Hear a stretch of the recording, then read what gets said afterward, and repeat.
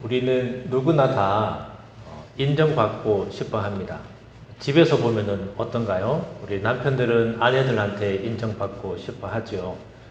남편이 하루 종일 밖에 나가서 수고하고 애쓰고 일하고 집에 들어왔는데 아내가 남편 보고 오늘 하루 수고했습니다 라고 반갑게 맞아주면 그것만큼 남편들한테는 좋은 것이 없습니다.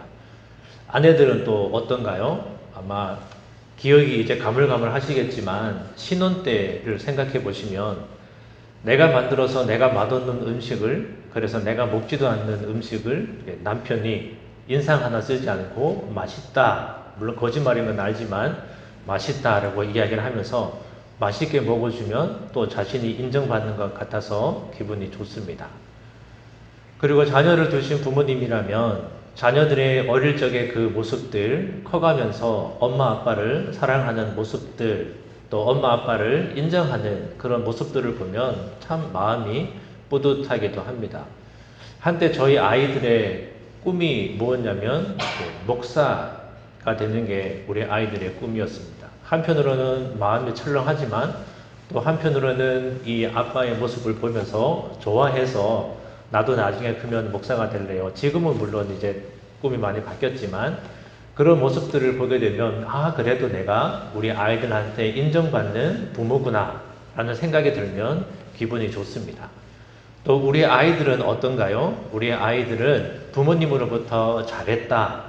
물론 헛날 일들이지만 잘했다, 괜찮다라는 이야기를 듣게 되면 우리 아이들은 부모님으로부터 사랑받는구나 그런 생각들을 갖게 됩니다.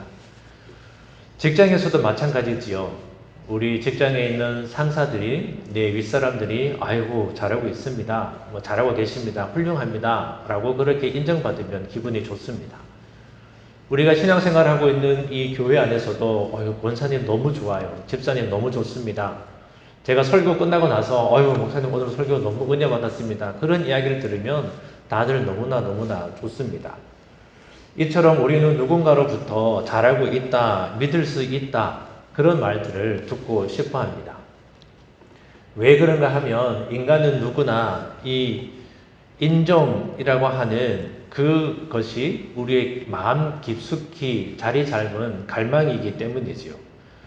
하나님께서 우리를 독립적인 관계가 아니라 이 관계적인 그런 존재들로 만드셨습니다. 사람과 사람 사이에 살아가는 여러 가지 만나는 그 관계적인 사람으로 만드셨기 때문에 우리는 이 관계 속에서 인정받고 싶어하는 그 욕구들이 너무나 많이 있죠. 그래서 인정이라고 하는 것은 단순한 칭찬, 잘했어, 잘했습니다. 이런 칭찬을 넘어서는 그 무언가가 있습니다. 그것은 너는 믿을 만한 사람입니다. 당신은 나에게 있어서 소중하고 귀중한 사람입니다. 라는 그 말뜻이 그 가운데에 포함되어 있기 때문이지요. 그러나 우리가 생각을 해보면 인정이라고 하는 것은 하루아침에 이루어지지 않는다는 것 또한 잘 알고 있습니다. 내가 어떤 일을 한 번 잘했는데 그 사람이 나보고 잘했습니다. 당신은 대단하시네요. 이렇게 이야기하는 게 아니지요. 우리는 끊임없는 반복된 선택의 결과에 따라서 우리가 인정되는 사람이 될 수도 있고 또 인정받지 못하는 사람들이 될 수도 있습니다. 오랜 시간 속에서 드러나는 그 성실함이 있어야 되지요. 그리고 반복된 선택 속에서 증명되는 그 정직함들이 포함이 되어야 합니다. 또한 위기 속에서도 변하지 않는 그 태도를 통해서 사람들은 비로소 그 사람을 인정하게 되는 거죠. 이처럼 결국 인정이라고 하는 것은 오랜 시간에 의해서 맺어지는 열매와 같다, 이렇게 말씀드릴 수가 있습니다. 이처럼 누군가에게 인정을 받으면 참 기분이 좋습니다. 그런데 우리는 그리스도인들이지요. 예수 그리스도를 그리스도로 고백하는 그리스도인들이 바로 저와 여러분들입니다. 그렇다면 우리는 사람들한테 인정받는 것도 또 우리의 가족들한테 인정받는 것도 참 좋고 중요하지만 우리는 결국 누구로부터 인정을 받아야 될까요? 우리가 결국 인정을 받아야 될 분은 바로 하나님이십니다. 사도 바울은 오늘 디모데에게 하나님께 인정받는 자가 되라 이렇게 말씀하고 있습니다. 여기에서 인정받은 자, 인정받은 사람이라고 하는 이 헬라어 단어가 바로 여기 보이시는 이 도키모스라고 하는 단어입니다. 저 도키모스라고 하는 단어가 바로 인정받는 자라고 하는 그 단어이지요. 그렇다면 우리는 어떠한 삶을 살아갈 때 하나님으로부터 인정받는 사람들이 될 수가 있겠습니까? 그리고 하나님께 인정받는 삶이란 어떤 삶이다 이야기할 수가 있겠습니까? 우리가 매일같이 하나님의 말씀, 성경을 읽는 것, 또 우리가 매일같이 기도하는 것, 교회 안에 있는 여러 가지 규범들을 우리가 잘 지키는 것, 예배 시간에 빠지지 않고 예배를 잘 드리는 것, 그리고 각자 개인의 경건 생활들을 잘 유지하는 것, 물론 그것들도 중요합니다. 그러나 오늘 본문이 강조하는 것은 그런 외적으로 드러나는 종교적인 모습만 아닙니다. 이 도키모스라고 하는 단어는 그냥 단순히 저 사람은 괜찮은 사람 그것을 의미하는 게 아닙니다. 이 도키모스라고 하는 단어는 시험을 통과해서 검증된 상태, 옳다고 판단된 그 상태를 이야기를 합니다. 그러니까 누군가의 평가를 받아서 통과한 사람, 신뢰를 얻은 그 사람을 의미를 하죠. 그렇기 때문에 이 단어는 단지 종교적인 어떤 영역에만 쓰이는 그러한 단어가 아닙니다. 그 당시를 살펴보게 되면 이 단어가 굉장히 중요하게 쓰여진 상황들을 우리가 발견할 수가 있는데요. 이 단어의 배경을, 이 단어가 나오게 된 그 과정들을 조금만 더 살펴보도록 하겠습니다. 이 고대 사회에는 지금과 같은 이 은행 제도가 없었죠. 그래서 한 나라에 어떤 중앙은행이 있어서 그 돈들을 관리하고 또 그것들을 새로 찍어내고 풀어내고 또 이자를 줘서 돈들을 수거하고 그 하는 중앙은행이 없었습니다. 한국에는 한국은행이 있고 미국에는 연방준비제도가 있는데 옛날에는 그런 게 없었죠. 그리고 우리가 잘 쓰고 있는 카드나 또 지폐 같은 것들이 없었습니다. 그 당시에 사람들이 쓸 수 있는 이 물물 교환의 방식은 동전으로 만든 것밖에 없었던 거죠. 그러니까 이 금속으로 만든 그 동전이 그들 사이에서는 화폐 교환의, 물물 교환의 수단으로 쓰여졌습니다. 여러분들 동전 만드는 것 한번 생각해 보십시오. 동전을 만들려면 어떤 틀을 뜨게 됩니다. 그 모양의 틀을 뜨게 되고 그리고 그 틀 안에다가 금속을 녹인 것들을 붓게 되지요. 그리고 그것이 다 식으면 그 틀을 벗겨내고 그리고 그 금속으로 만든 동전을 만들어냅니다. 그런데 요즘처럼 이 주조 기술이 발달하지도 않았기 때문에 동전을 그렇게 만들어내면 겉에 부스러기들이 많이 붙어 있게 됩니다. 그러면 이 동전을 잘 활용하기 위해서 손을 댈 수도 있는 그 겉에 있는 여러 가지 이물질들을 다 제거를 하게 되지요. 처음에는 이 사람들이 좋은 마음으로 그것들을 시작했습니다. 우리가 동전으로 만들어서 확실한 균형을 잡고 이걸로 서로 사람들 간에 모든 것들을 거래가 이루어지게 하자. 좋은 마음으로 시작이 됐고 그것이 경제에 활발하게 돌아가게 만들었습니다. 그런데 모두가 다 같은 마음을 품었으면 좋은데 우리도 겉모습이 다르듯이 모든 사람들의 마음 가운데에 이 심령이 다른 그런 사람들이 있는 거죠. 그래서 그 중에 일부 사람들이 이제 이런 마음을 갖기 시작합니다.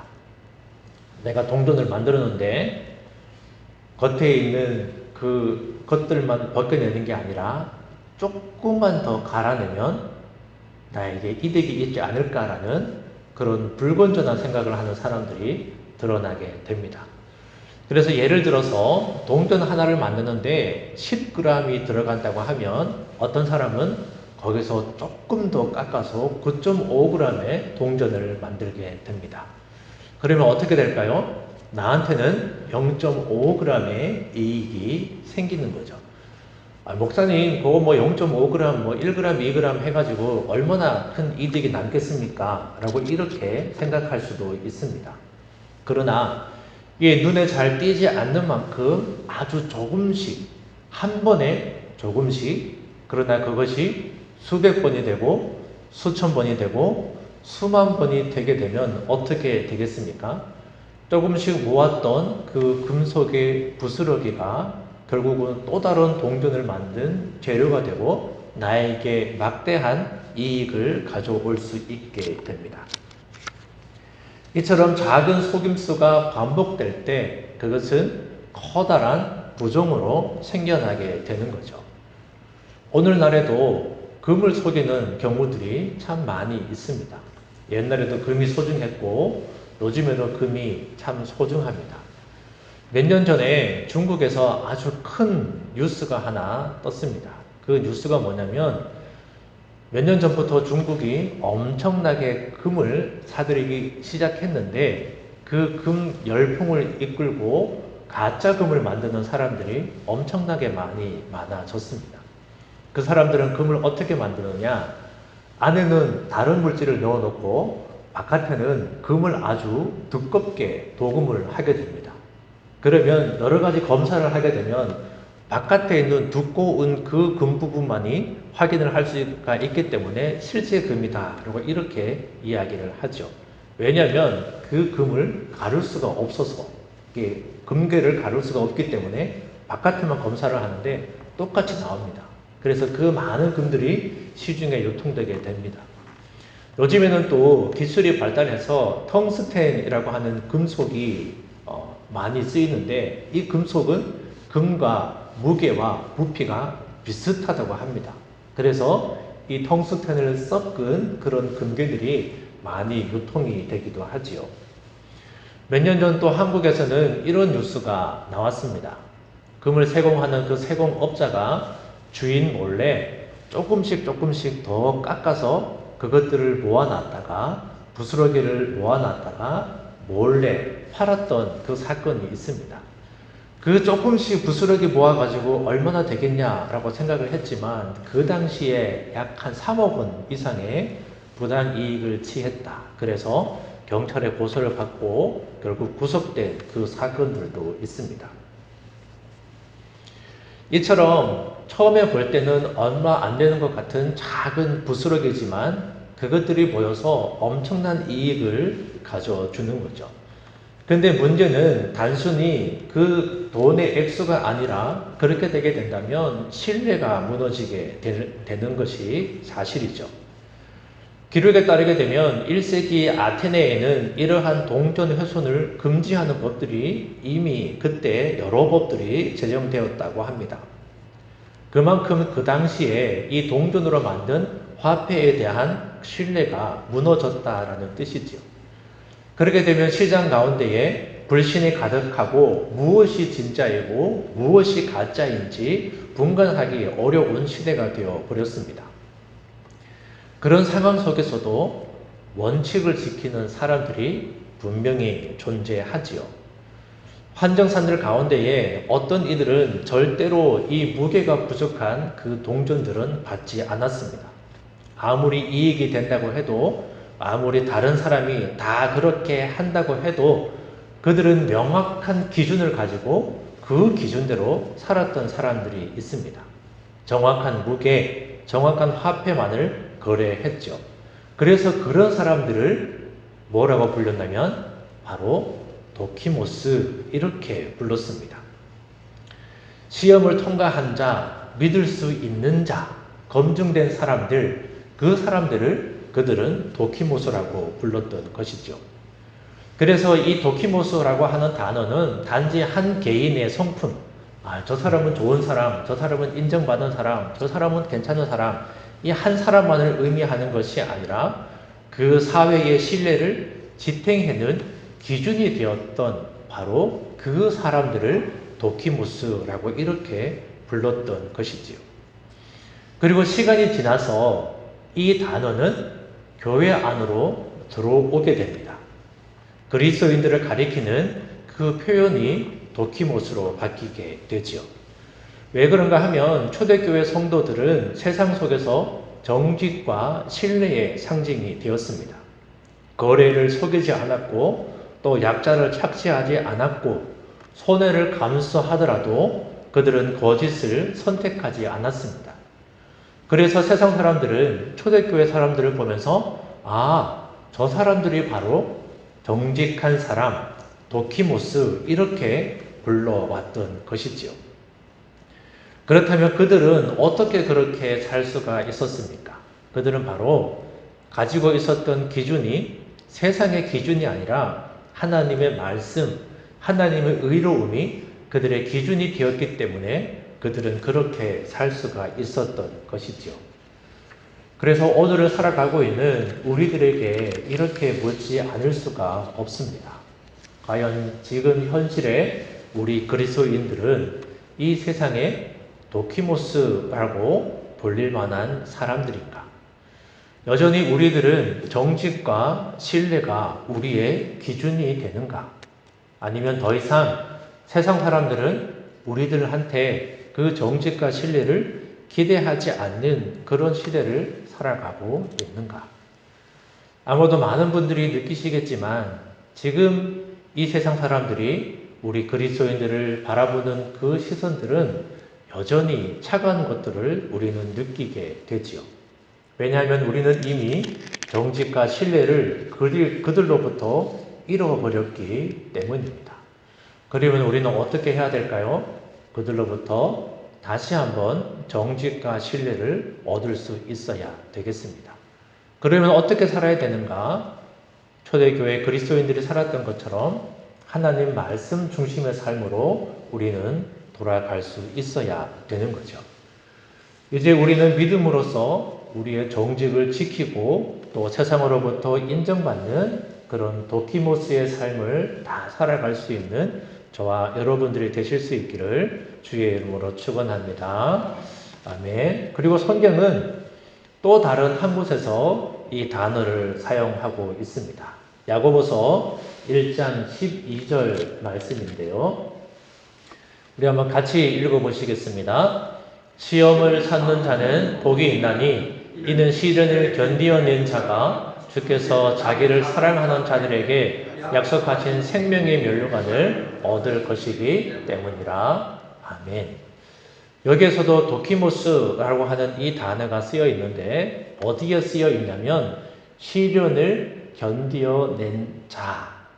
이 단어가 바로 도키모스라고 하는 그 단어를 사용합니다. 흥미로운 것은 정직한 자라고 이야기할 때도 도키모스라고 하는 단어를 사용하고 시련을 견디어낸 자라고 이야기할 때도 도키모스라고 하는 단어를 사용합니다. 왜 그럴까요? 이 정직이라고 하는 것은 우리가 평안할 때에 드러나는 게 아닙니다. 우리가 어려울 때, 우리가 시험 가운데에 있을 때 정직이라는 것이 명확하게 드러나기 때문이지요. 모두가 정직하게 살고 모두가 하나님의 말씀대로 산다라고 하면 나도 같이 그렇게 살아야 되기 때문에 나의 정직을, 나의 올바름을 드러낼 기회가 잘 없습니다. 그러나 모두가 불의를 선택하는 그 상황에서 정직을 선택하는 것은 반드시 나에게 손해를 감수하게 되지요. 모두가 타협하는 그 자리에서 내가 타협하지 않는다면 나는 사람들로부터 비난을 받습니다. 너만 잘났냐? 너만 정직하냐? 그런 비난을 받을 수밖에 없죠. 그리고 불의에 대해서 모두가 다 입을 닫고 침묵하고 있을 때 나 혼자 그 불의를 이야기를 한다면 당연히 사람들로부터 고립되게 됩니다. 그래서 도키모스라고 하는 이 단어는 그냥 단순히 착한 사람만을 의미하지가 않습니다.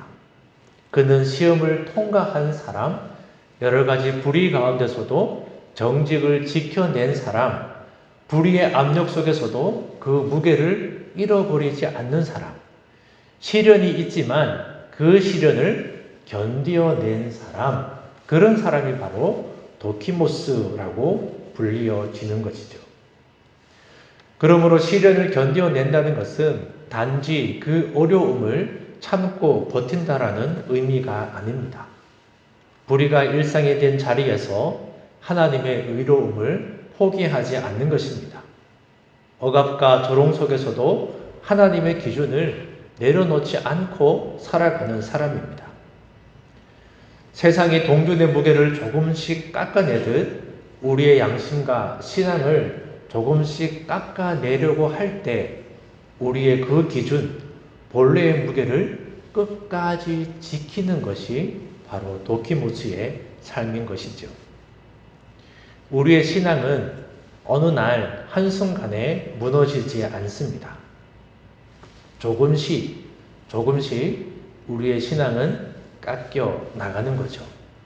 타협 가운데에 우리의 신앙이 조금 깎여 나가고 우리의 삶을 합리화하는 데 있어서 우리의 신앙이 조금씩 깎여 나가고 불의 가운데서 침묵한 가운데에 우리의 신앙이 조금씩 깎여 나가게 됩니다. 그리고 그 조금씩 깎여 나가는 것 가운데에 우리 신앙의 무게는 점점 가벼워지게 되는 거죠.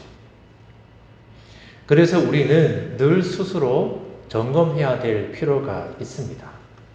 나는 여전히 주님을 처음 만났을 때의 그 무게를 지니고 있는가?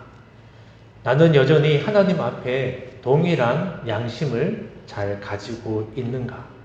그것들을 늘 점검해 가면서 그 무게를 잃어버리지 않을 때 그때에 우리는 도키모스라고 그렇게 불려질 수가 있는 거죠. 우리는 이 세상을 바라보면 온통 타협의 논리로 가득한 그런 시대입니다. 어쩔 수 없다라는 말들이 너무나 쉽게 당연하게 나오는 그러한 시대이지요. 나뿐만이 아니라 다른 사람도 다 그렇게 해요. 나만 이렇게 유단 떠는 게 아니라 다른 사람들도 다 그렇게 합니다. 이런 말들이 당연하다는 듯 변명이 되게 됩니다. 그러나 우리는 그리스도인이라고 불리는 사람들이죠. 그렇다면 우리는 세상 사람들과 똑같이 그렇게 말하고 세상 사람들과 똑같이 그렇게 행동할 수가 없습니다. 우리의 기준은 세상의 편견이 아니라 바로 하나님의 의로움이기 때문이죠. 정직은 손해를 감수하는 용기입니다. 그리고 우리가 얻는 신뢰라고 하는 것은 시간들을 견디어내는 인내이죠. 하나님의 의로움을 사랑한다는 것은 때로는 외로움을 선택하는 그 길일 수도 있습니다. 그러나 바로 그런 자리에 하나님은 우리를 도키모스 이렇게 부르십니다.